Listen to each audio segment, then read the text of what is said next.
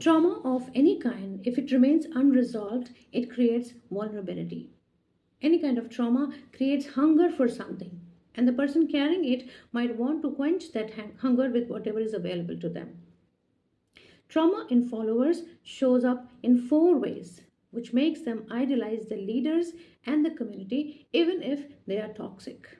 The number one is attachment wound. If someone grew up with emotional neglect, unpredictability, constant criticism, and abandonment, then a confident, stable leader might feel like emotional shelter. There is a sense of finally someone who is steady, because they didn't had their caregivers or parents like that, so they were searching for something like that, and then, now they found that in the leader. Whether the leader is actually like that or they're just pretending, but if it appears like that, they will have that sense of relief. Finally, I have found something that I was looking for. Then the second thing is identity diffusion. Trauma can disrupt a person's sense of self, and they may struggle with self doubt, confusion about values, difficulty making decisions, and chronic guilt. So when someone appears and says that we will guide you, we know the truth, follow the path, we will take care of everything, you don't have to think about anything, we will just care of about everything. So it feels very relieving to people who have these kind of patterns. The self-doubt, the decision paralysis and confusion about values and chronic guilt, they actually feel relieved when they find someone who says that now I will take care of everything, you don't have to use your brain. So it feels like that you don't have to figure out the burden of you don't have the burden of figuring out the life alone. You have someone who will be taking care of it, so it can be actually relieving for these people. Third thing that happens is trauma hunger.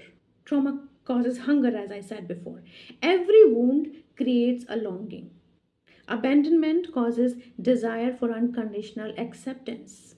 Shame causes desire for purity. Chaos causes desire for structure. And loneliness causes desire for belonging.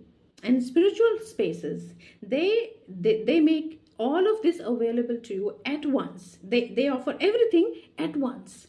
So this is why this quality of spiritual spaces, of being able to provide all of this instantly, makes them incredibly powerful. But it can also be sometimes dangerous. Then the fawn response, which is a trauma response in the followers, it can also contribute. Many trauma survivors learn that if I obey, I stay safe. People with developmental trauma that they have received from their parents, early caregivers, or someone who is going through domestic abuse, or someone who has been marginalized in the society, they have learned that if I obey, I'll be safe. So when authority appears, they very easily and automatically agree, adjust, suppress doubt, and prioritize approval. It might feel like devotion on the outside, but at the nervous system level, it's actually survival.